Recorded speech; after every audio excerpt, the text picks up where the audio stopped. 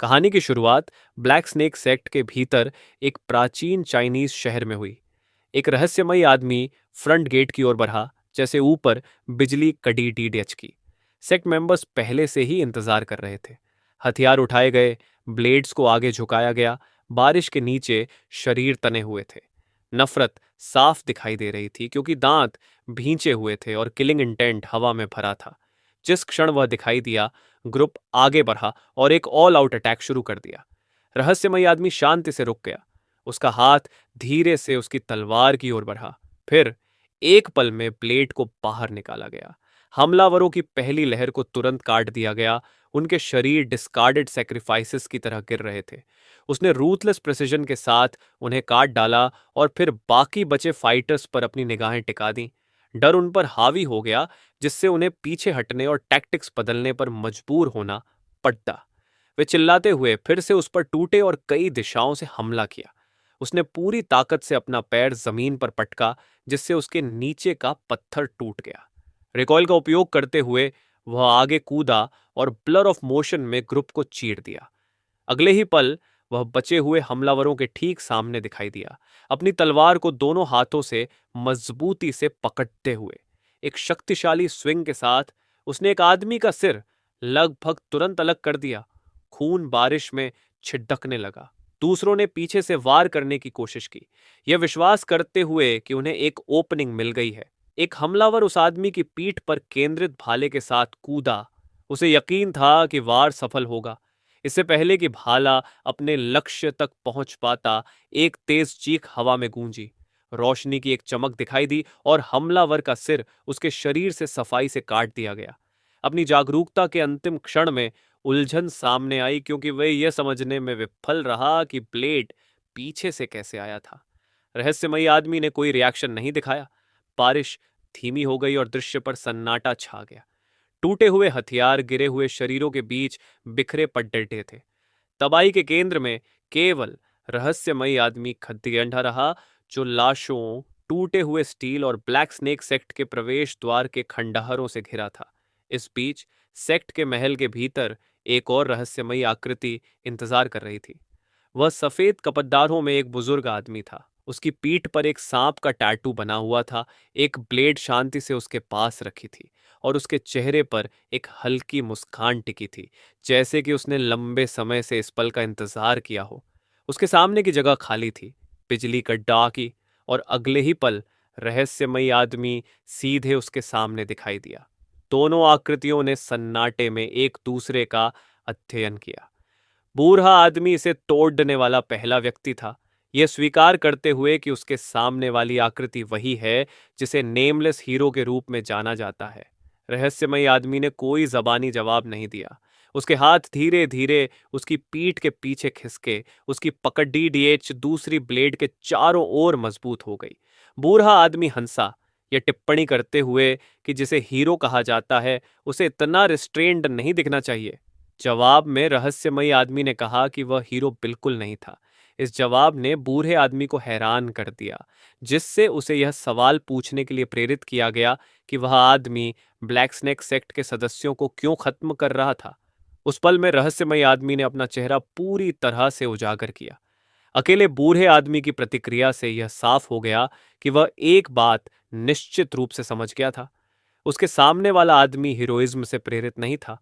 फिर भी उसके शब्दों के पीछे का अर्थ अस्पष्ट रहा। उलझन उस पर हावी हो गई और वह हंसी में फूट पड्डा, अपने हाथों से अपना चेहरा ढंक लिया, यह विश्वास करते हुए कि रहस्यमयी आदमी ने सभी को धोखा दिया है। रहस्यमयी आदमी ने उस धारणा को खारिज कर दिया, यह स्पष्ट करते हुए कि कोई धोखा नहीं हुआ था। लोग बस उसे वैसे ही देखना चुनते थे जैसा वे चाहते थे। उसका रूप और हरकत असामान्य थी, लगभग absurd। फिर भी उसकी मौजूदगी में निर्विवाद इरादा था। बिना किसी चेतावनी के बूढ़े आदमी ने अपना हाथ अपनी ब्लेड की ओर बढ़ाया। एक ब्लू ऑरा उसके शरीर में उमद्दा पद्दा, क्योंकि उसने रहस्यमयी आदमी की घुसपैठ को स्वीकार किया। जैसे ही उसने अपना स्नेक्स शेप्ड वेपन निकालना शुरू किया, उसने घोषणा की कि उस दिन रिवर ऑफ द डेड को पार करना उसे बिना किसी पछतावे के छोटी हच देगा। किलिंग इंटेंट बढ़ाने के साथ उसने रहस्यमयी आदमी को सीधे चुनौती दी, ये कहते हुए कि खिताब या किंवदंतियों के बावजूद उद्देश्य वही था, उनमें से एक दूसरे को मारने के लिए वहां था। बूढ़े आदमी के हाव भाव एक वाइपर की तरह लग रहे थे, ठंडे और शिकारी। उसके विपरीत रहस्यमयी आदमी ने दोनों हाथों से अपनी तलवार पर पकड़ टेढ़े मजबूत की, क्योंकि एक रेड ऑरा उसके शरीर में धटकने लगा। उसी समय बूढ़े आदमी से एक पर्पल ब्लू ओरा उमद्दा, दोनों की उपस्थिति एक भी प्रहार होने से पहले ही टकरा गई। एक पल के लिए समय जैसे रुक गया। बारिश की बूंदें हवा में रुकी रहीं, क्योंकि दोनों आकृतियां एक दूसरे का सामना करती रहीं, प्रत्येक हिलने के क्षण का इंतजार कर रही थी।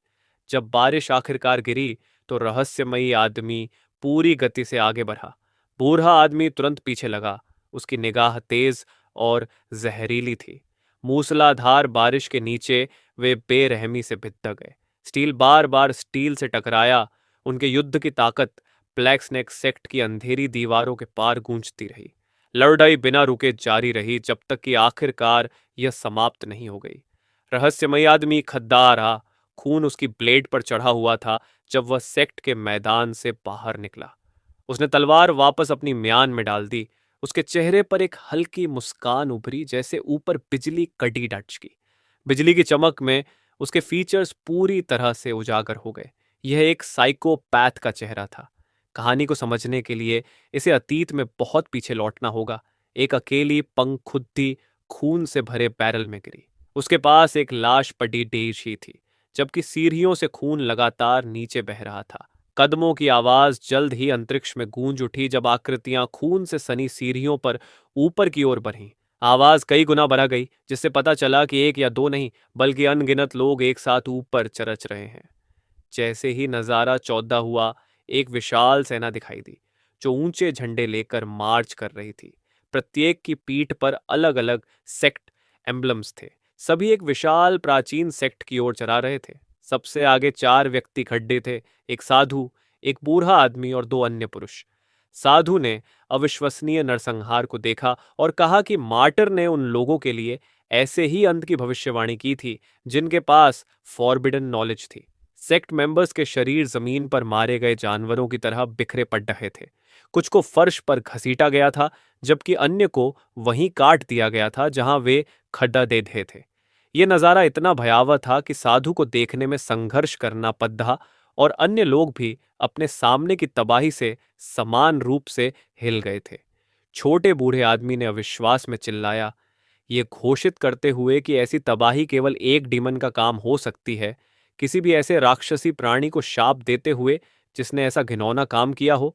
उसके बगल में मौजूद दूसरे बूढ़े आदमी ने अपना हाथ उठाया, उसे रुकने का संकेत दिया, शांति से कहा कि कोई आ रहा है। चट्टानों के बिखरे हुए ढेर के नीचे एक अकेली आकृति अभी भी खद्ददी थी। सभी बाधाओं के बावजूद वह जीवित रहा, कदम दर कदम आगे बढ़ रहा था। जैसे जैसे वह आगे बढ़ा, उसके पैर बुरी तरह कांप रहे थे। उसका शरीर ठंडा और खून से लथपथ था। जो तलवार वह ले जा रहा था वह चकन्नाचूर हो गई थी। उसकी तलवार टूटी हुई थी और उसके कपड़े फटे हुए थे, जिससे अनगिनत घाव दिखाई दे रहे थे। उसके पास जितनी भी ताकत बची थी, उसने घोषणा की कि मॉर्टल सेक्ट पूरी तरह से नष्ट हो गया है। बूढ़ा आदमी सदमे में चिल्लाया, उसे प्लम ब्लॉसम सोर्ड मास्टर के रूप में पहचाना और सवाल किया कि वह अभी भी कैसे जीवित हो सकता है। वह आदमी मुश्किल से जीवन से चिपका हुआ, उसके शरीर से खून गिर रहा था।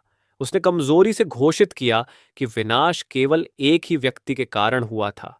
बिना किसी चेतावनी के एक तीव्र पिंक लाइट उस दिशा से फूटी जहां प्लम ब्लॉसम मास्टर आखिरी बार दिखाई दिया था। इकट्ठे हुए सेक्ट मेंबर्स में दहशत फैल गई, क्योंकि चेतावनी चिल्लाई गई। उन्हें आगे बढ़ती उपस्थिति को रोकने का आग्रह किया गया। अगले ही पल एक हिंसक विस्फोट क्षेत्र में हुआ। शरीर और कटे हुए अंग हवा में फेंक दिए गए, क्योंकि बल बाहर की ओर बढ़ा। जमती धूल और मलबे के बीच एक आदमी प्लम ब्लॉसम मास्टर को सफाई से दो भागों में कटते हुए देखने में कामयाब रहा। एक गुस्से भरी चीख निकली, मांग करते हुए कि हमलावर खुद को प्रकट करे। क्षणों बाद एक अकेली आकृति उभरी, एक कटा हुआ सिर लेकर बिना किसी हड्डबदी के आगे बढ़ा रही थी। वह इकट्ठे हुए योद्धाओं की ओर बढ़ा, शांति से उन्हें देख रहा था। भीड़ के बीच उसने शाओलिन, वुडोंग, चोंग किंग और नोंग हंग के परिचित प्रतिनिधियों को पहचाना। यह स्पष्ट हो गया कि नरसंहार एक बहुत छोटे लड्डच के द्वारा किया गया था। वह अपने खिलाफ इकट्ठी हुई सेना के आकार से सचमुच हैरान लग रहा था। उसने एक लंबी ब्लेड उठाई थी और टाउन हंग सेक्ट की पोशाक पहनी थी। एक क्रोधित बुजुर्ग उस पर चिल्लाया, चुप्पी और जवाब की मांग करते हुए उसकी पहचान और वध के पीछे का कारण जानने की कोशिश की। लड़के ने बस अपना सिर खुजलाया, ये समझाते हुए कि वह यह सुनने के बाद आया था कि मात्रा सबसे मजबूत था। फिर वह रुका और कटे हुए सिर को भीड़ के पैरों के पास जमीन पर गिरने दिया। उसके शरीर से खून बह रहा था जब उसने शांति से निष्कर्ष निकाला कि अफवाहें अविश्वसनीय थीं। साधु ने कटे हुए सिर की जांच की और उसे माउंट हुआ सेक्ट के बुजुर्ग के रूप में पहचाना। यह एहसास भीड़ में फैल गया। छोटे लड़के ने अपनी ब्लेड उठाई और उसे उनकी ओर निर्देशित किया, ये कहते हुए कि चूंकि वे सभी इतनी संख्या में एकत्र हुए हैं, इसलिए उनकी संयुक्त शक्ति माटा सेक्ट से अधिक होनी चाहिए। शब्दों ने उनके गुस्से को भड़का दिया। गुस्से से चेहरे मुद्द गए। गरजते हुए ड्रैगन के समान जब एक के बाद एक हथियार उठाए गए, सेक्ट सिंबल्स और स्टांसेस प्रकट किए गए, क्योंकि उन्होंने उसे मौके पर ही मारने और माउंट हुआ की गिरी हुई आत्माओं को शांत करने के अपने इरादे की घोषणा की। चार बुजुर्ग एक साथ आगे बढ़े, अपनी पूरी ताकत और मैजिकल अटैक्स को नेमलेस सोर्ड्समैन की ओर छोड़ दिया। वह स्थिर रहा, आश्चर्य की एक शांत आवाज निकालते हुए उन्हें देखा। आंतरिक रूप से उसने स्वीकार किया कि स्थिति वास्तव में मनोरंजक थी जब उसने करीब आ रहे चार तलवारबाजों पर अपनी नजरें जमा लीं। दृश्य बदल गया। एक आंख पर रहस्यमयी गॉगल पहने एक आदमी दिखाई दिया। उसके चेहरे पर एक हल्की मुस्कान उभरी जब उसने अपना हाथ उस डिवाइस तक उठाया, इसे हटाने का फैसला किया। उसने गर्दन पकड़ाते हुए धीरे से सांस छोड़ दी। सवाल किया कि क्या इतने सारे विरोधियों के संयुक्त हमले का सामना करना अभी भी उसके लिए भारी था। जैसे ही गॉगल उतरा, एक कैसेट फर्श पर गिर गई, जिससे उस रिकॉर्डिंग का पता चला जिसे वह देख रहा था। दृश्य फिर से बदल गया। अनुभव को हाल ही में विकसित वर्चुअल रियलिटी गेम के रूप में वर्णित किया गया था, जो एक्सट्रीम घोर के लिए कुख्यात था, जिसमें कटे हुए अंग, सिर काटना और निरंतर हिंसा शामिल थी। कंटेंट ने व्यापक आक्रोश पैदा किया था, जिससे सेवा को बंद करने की मांग करने वाली अनगिनत शिकायतें हुईं। रहस्यमयी लट्टका, जिसे कभी नेमलेस सोर्ड्समैन के रूप में जाना जाता था, ने कैसेट को देखा और प्रतिबिंबित किया कि कोई अन्य खेल इसकी तुलना में नहीं था। उसने निष्कर्ष निकाला कि अगली बार एक अधिक विवेकपूर्ण दृष्टिकोण आवश्यक होगा। जैसे ही उसने स्क्रीन पर टेलीविजन देखना जारी रखा, एक ब्रेकिंग न्यूज रिपोर्ट दिखाई दी। रिपोर्टर ने घोषणा की कि डैरल कॉरपोरेशन के मिस्टर हो गायब हैं और हत्या का संदेह है। नेमलेस सोर्ड्समैन ने तब प्रतिक्रिया दी जब दूसरे कमरे से एक कमजोर आवाज गूंजी, मदद की गुहार लगा रही थी। उसने उस आवाज की ओर अपना सिर घुमाया और खड़ीडीरा होने से पहले शांति से उसे स्वीकार किया। उसने अपनी कुर्सी के पीछे से एक वस्तु उठाई, जिसकी सतह त्वचा जैसी दिख रही थी, और आवाज के स्रोत की ओर बढ़ा, जैसे कि विनती जारी थी। अंधेरे कमरे के अंदर एक आदमी फर्श पर झुका हुआ बैठा था। सूखा हुआ खून उसके नीचे जमा था, जबकि ताजा खून उसके चेहरे से बह रहा था। जैसे ही रोशनी बदली, उसकी स्थिति साफ हो गई। एक आंख सूजकर बंद हो गई थी, दूसरी से आंसू बह रहे थे। पसीना उसके शरीर को भिगो रहा था, क्योंकि उसने रहम की भीख मांगी। रहस्यमयी लड्डका उसके सामने बैठ गया, ठंडक से देख रहा था। यह स्पष्ट हो गया कि उसके हाथ में जो वस्तु थी वह एक हथौड़ा था। उसने सवाल किया कि क्या आदमी सच में उसकी मदद चाहता है, और फिर उस आदमी का चेहरा पकड़ दिएच लिया। अत्यधिक बल के साथ उसके गाल को दबाया। वह आदमी उलझन और डर में चिल्लाया, यह दावा करते हुए कि वह नहीं जानता कि उसे क्यों किडनैप किया गया है, और इस बात पर जोर दिया कि उसने कुछ भी गलत नहीं किया है। उसकी आवाज तेज हो गई जब वह सिसका और विनती की। रहस्यमयी आदमी, जो कभी खेल के भीतर तलवारबाज था, ने अपनी पकड़ डीडीए छोड़ दे दी जब आदमी ने अपना सिर झुका लिया। फिर उसके सामने फर्श पर तस्वीरें फेंकी गईं। छवियों ने क्रूर हत्याओं के दृश्यों का खुलासा किया, जिसमें महिलाओं और पुरुषों को केवल खेल की चीजों के रूप में दिखाया गया था। दृश्य स्पष्ट रूप से भयावह था। आदमी का डर गुस्से में बदल गया, क्योंकि उसने यह जानना चाहा कि ऐसे सबूत कैसे प्राप्त किए गए थे। रहस्यमयी आदमी ने शांति से जवाब दिया, यह स्पष्ट करते हुए कि निर्दोषता ने आदमी को कभी उसका निशाना बनने से बचा लिया होता। तस्वीरों का सामना करते हुए आदमी फिर से टूट गया, चिल्लाते हुए कि वह पश्चाताप कर रहा है और अपनी जान की भीख मांग रहा है। जैसे ही उसके चेहरे से आंसू बहे, रहस्यमयी आदमी ने उसे पकड़ा और एक तरफ फेंक दिया। वह ठंडी उदासीनता के साथ बोला, सवाल किया कि क्यों वह आदमी रहम की भीख मांगने से इतना परिचित था, और टिप्पणी की कि ऐसे शब्द सुनना थकाऊ हो गया है, चाहे वे कोई भी बोले। उसने हथौड़ा उठाया और आदमी का सिर पकड़ा क्रूर बल के साथ वार किया। इससे पहले कि प्रहार हो पाता, आदमी आगे लपका और अपनी बची हुई पूरी ताकत से रहस्यमयी लद्दाख के पेट में प्रहार किया।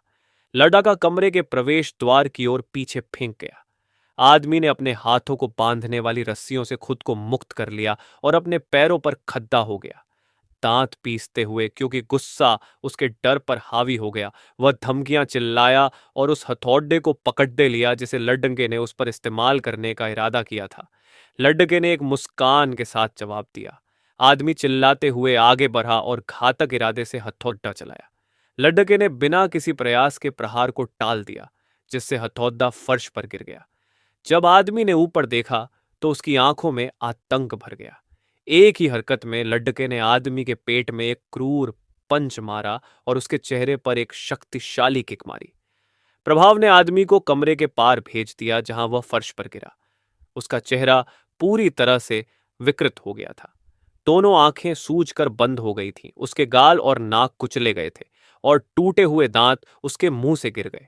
वह बेतुका चिल्लाया, दूरी और रहम की भीख मांगी, ये दोहराते हुए कि वह मरना नहीं चाहता, क्योंकि उसका शरीर बेकाबू होकर कांप रहा था। रहस्यमयी आदमी आखिरकार बोला। उसने समझाया कि ज्यादातर इंसान स्वभाव से हर्बिवोरस थे, जबकि अल्पसंख्यक कार्निवोर्स थे। वे कार्निवोर्स हमला करते थे, शिकार करते थे और कमजोरों को खा जाते थे। उसने कहा कि उसकी भूमिका उन शिकारियों का शिकार करना था। उसकी आंखें ठंडी और निर्दयी थीं, क्योंकि उसने खुद को एक शिकारी घोषित किया, जिसका इरादा उन लोगों को नष्ट करना था जो दूसरों का शिकार करते थे।